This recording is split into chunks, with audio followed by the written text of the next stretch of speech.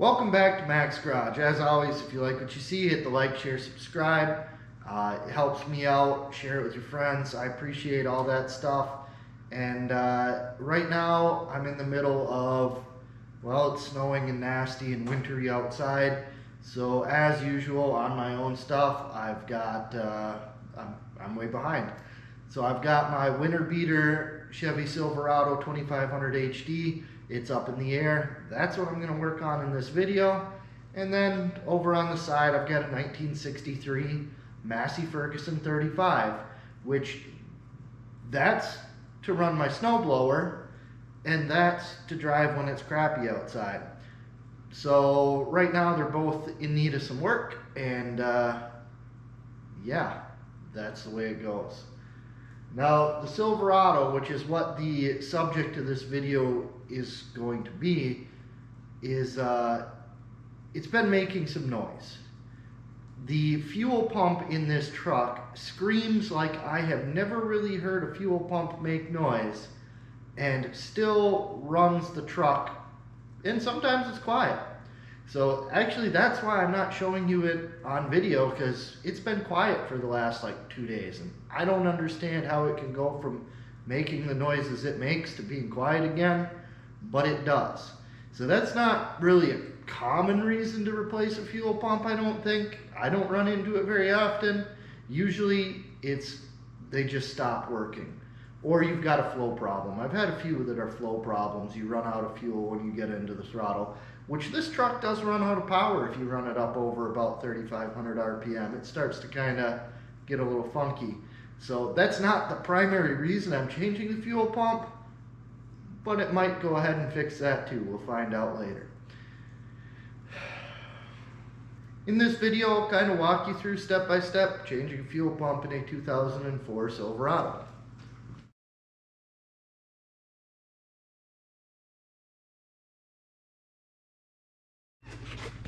Now that we've got the fuel tank out of the way, that one kind of ripped, but that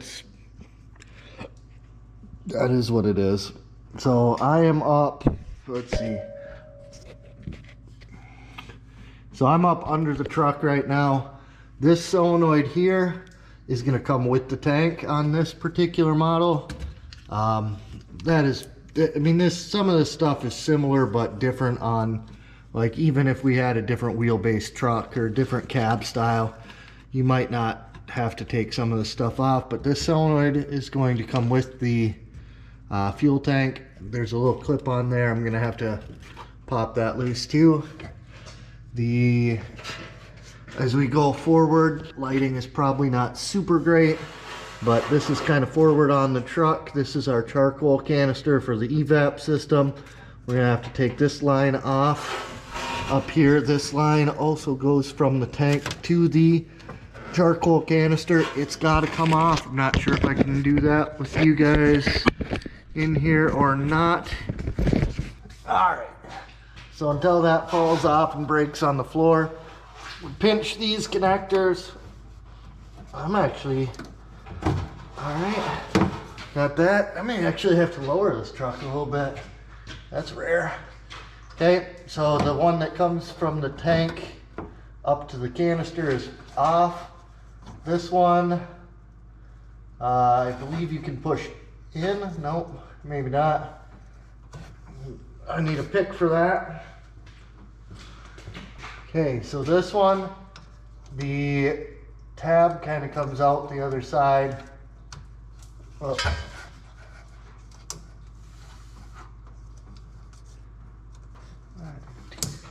Ah, damn it.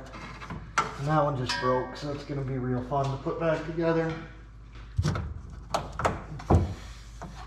Okay, so that one comes out. I'm also going to have to disconnect it back here because, I don't know, GM in their infinite smartness decided to hook it to both the tank and the frame and kind of loop back and forth between the two. So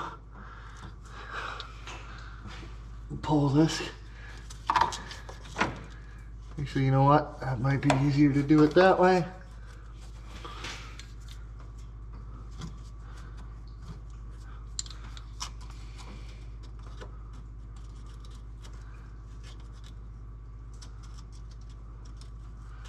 Ah, shoot.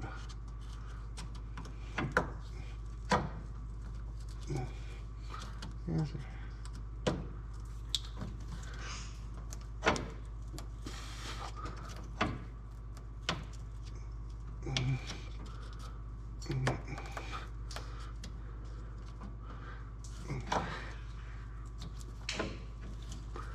All right, so that's good. That one's disconnected.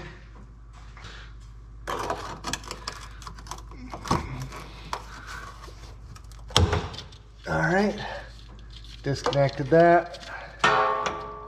Disconnected that.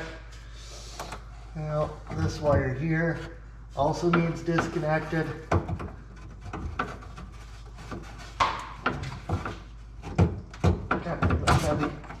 All right, and that's, well, I guess I can get up and do the hose clamps likely too.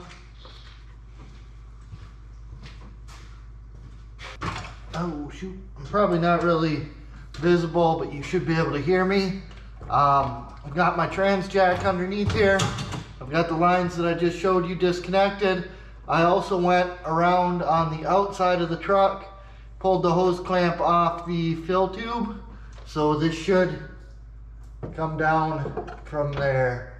And now I'm about to undo the 2 bolts that hold the tank straps.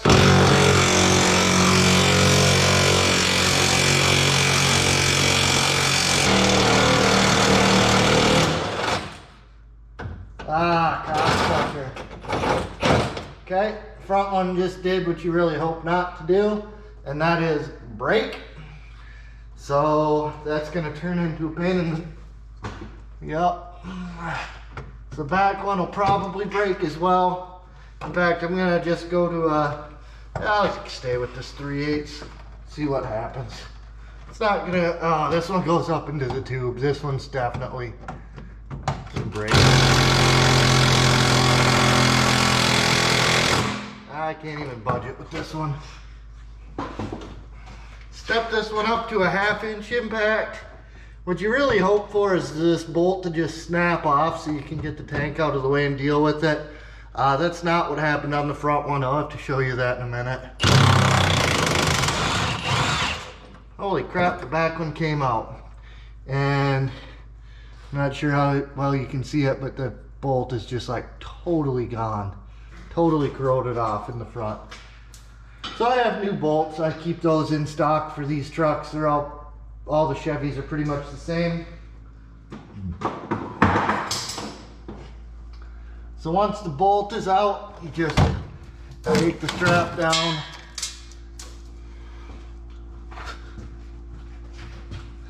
Oh, good.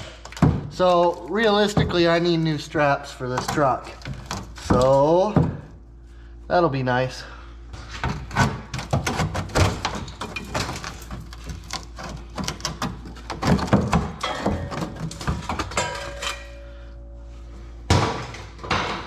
I wasn't really expecting to need new straps on this one, but because I need new straps on that one, that means I can now cut this front one and deal with that with the tank out of the way.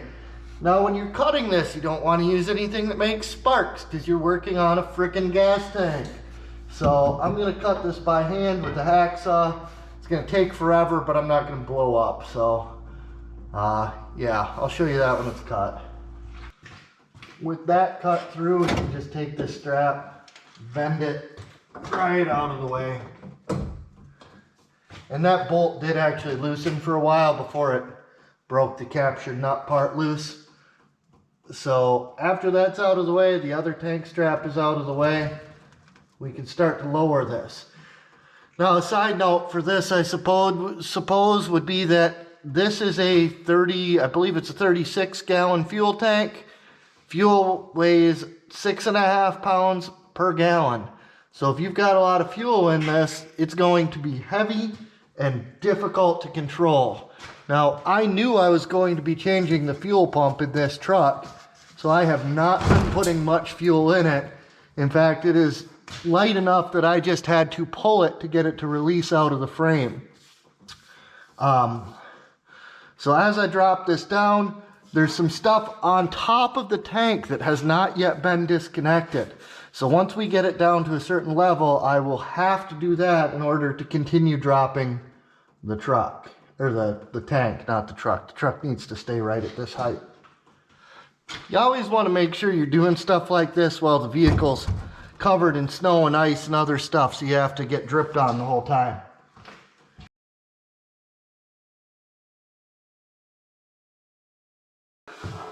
Okay, so you right now probably have a better view of this than I do.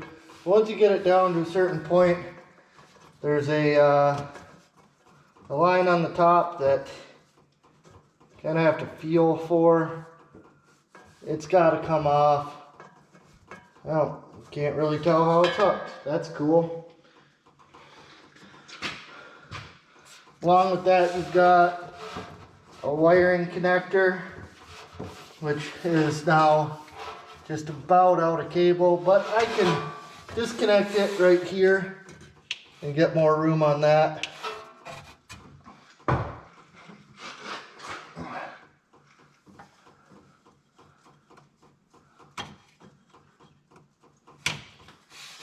Okay, so there's more slack on the wiring harness.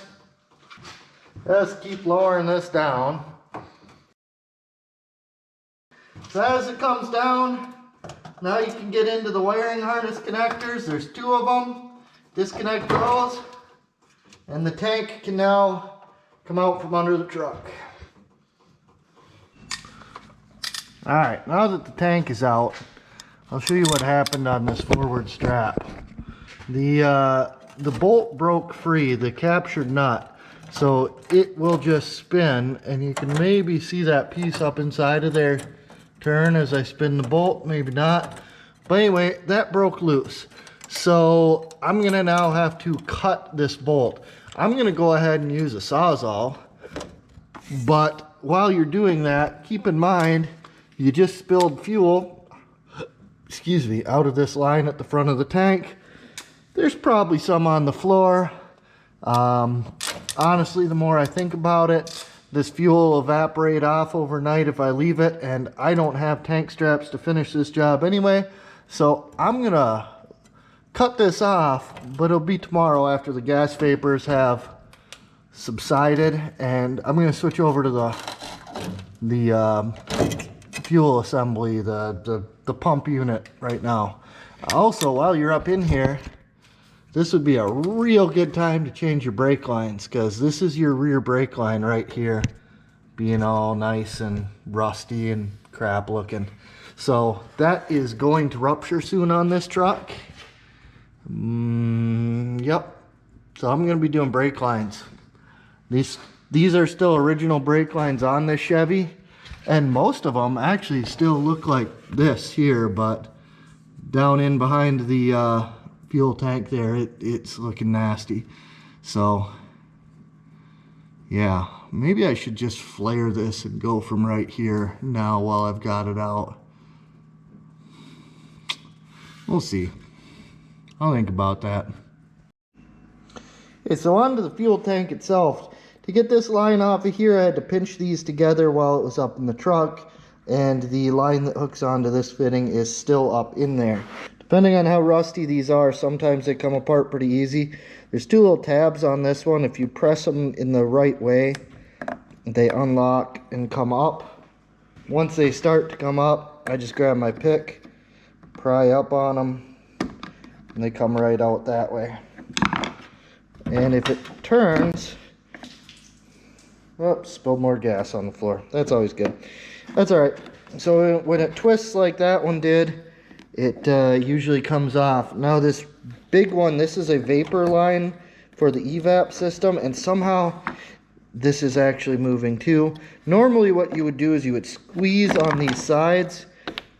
Holy crap, this thing is, yeah. All right, so that just came apart. So now we've got lines off, disconnected there. I'm gonna have to take this ring and turn it.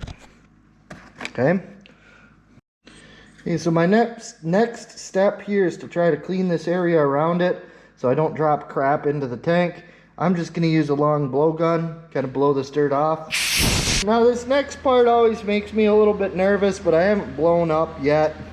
So what you have to do is you have to spin this lock ring. The way I usually do that is I take a chisel and a hammer, and I go ahead and strike that in the direction that it needs to go to come off. Be careful not to gouge into the plastic tank while you're doing this. Okay, this one actually started to move, so I'm not sure, the camera keeps bouncing all over. I don't know if you can really see what I'm doing here or not, but I'm gonna go over to the other side, try to hit from this way a little bit. Again, try not to gouge the tank.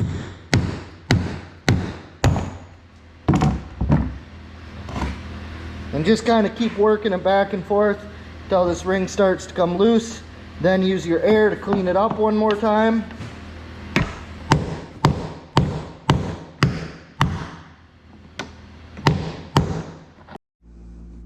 Okay, once the ring's loose, you've blown all the dirt, just kind of take the ring out. Usually, if you're in a rusty area, that's why this comes off hard, and you also destroy it. So buy another ring while you're buying a pump. Okay, you should have your drain pan ready, and your pump just kind of lifts out of here at this point. Before I take it out, actually probably the most common reason I replace fuel pumps in Chevy trucks is that this line rusts out and starts leaking. They kind of did away with that in like 2014, so that problem should be resolved. But up here we had a lot of fuel pumps rust out and leak. Okay. There is a lot of fuel in here, but you can kind of take it out, set it in the drain pan, and not make a mess. Okay, so before you put your new pump in, you want to take a look in the tank, make sure it doesn't need to be cleaned. This one looks remarkably clean for 310,000 miles. So we're going to drop the pump in. Now, a very important part of the pump installation is making sure you have this O-ring on the pump before you slide it in. What that does is it seals between the tank and the body of the pump. So you can kind of see it as I drop this down, it just lays in there. Now you want to make sure that you also put your pump back in, as long as you didn't have any problems, the same direction it came out. Now I am using an actual GM part. So this is a GM fuel pump, a GM lock ring.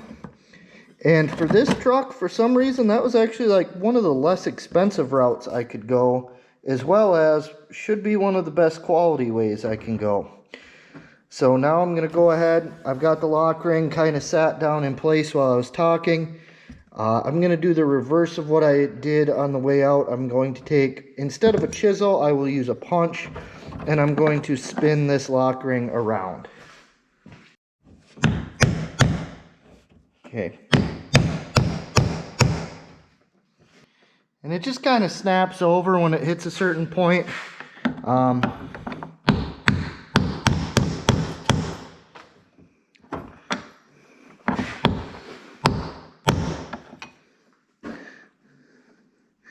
And that's in all the way around.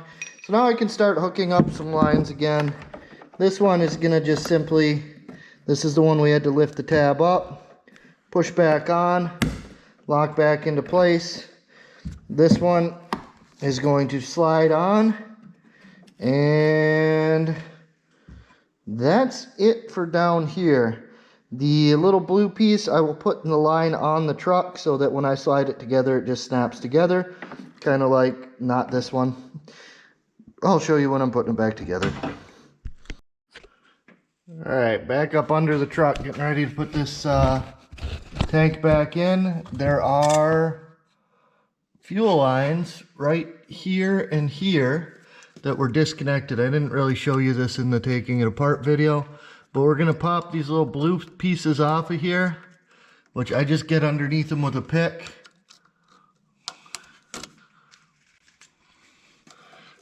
You can leave these on and line everything up, but it's a lot easier if you take them off and shoot them across the shop and have to chase them. So once they're off, we come up here. As this angle's maybe a little bit better. Here's the lines that connect into it. You just take the blue plastic piece and it pops back in. Now when I go to hook these lines up, all I have to do is slide them together and they will lock into place. With your fuel wiring harness released, I'm not going to have to bring this tank up very much, but this tank is trying to slosh around, so I'm going to do this out of frame. So you'll just hook up your two connectors, put your lock tab back in, and then start racing the tank. Alright, so I've already got this thing kind of up in place. As it was going up, I reached up on the top side and plugged in the vent hose to the fill net. Now that it's up, I've already transferred over a lot of my connectors. So I'm just going to go back through, push the hoses together, which they should just push together more or less. That one's got a retainer I'm going to have to fix. Plug stuff in, put it back into place. That one I'll do here in a minute.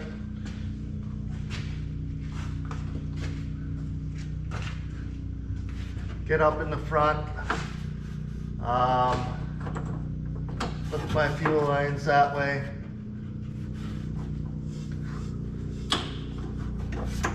I'll grab my dew tank straps. Okay. They hook into the tank support like so. Come up around. I'll get that in a minute.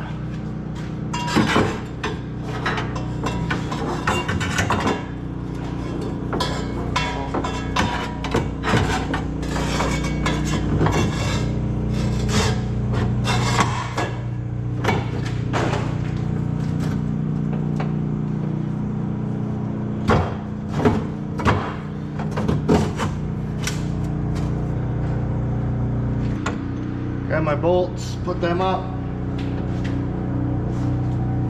Let's start on this.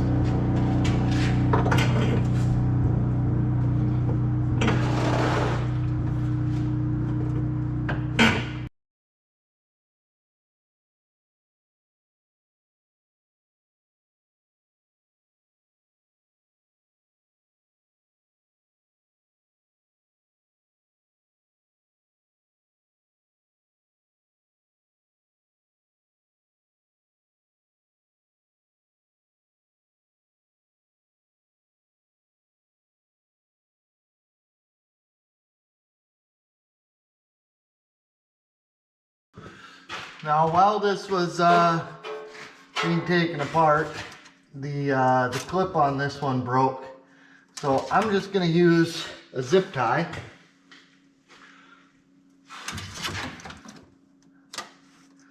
Run it through the way the clip went, back through again, and then tie it off. So all this zip tie does, or in the case of the retainer clip, if it still had that, is it just holds this from coming apart. There's not really pressure on this one or anything like that.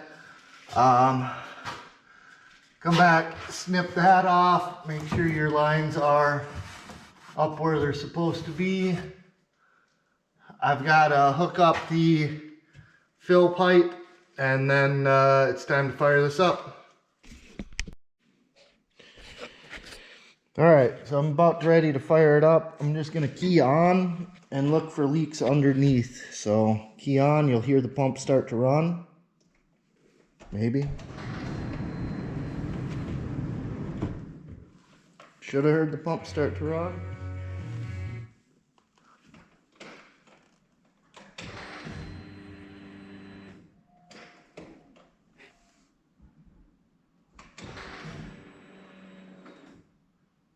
Okay, the tone of the pump just kind of changed.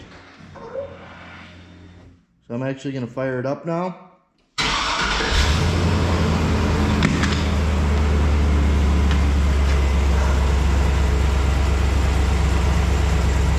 And no leaks, and no whining.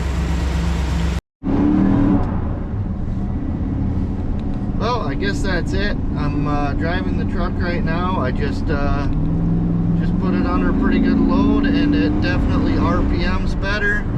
So while that wasn't necessarily what I was going for, changing out the pump that I was afraid was gonna leave me stranded on the side of Winter Road also seems to have fixed my performance issue with the truck. So thanks for watching. Hit the like, share, subscribe, and I'll see you later.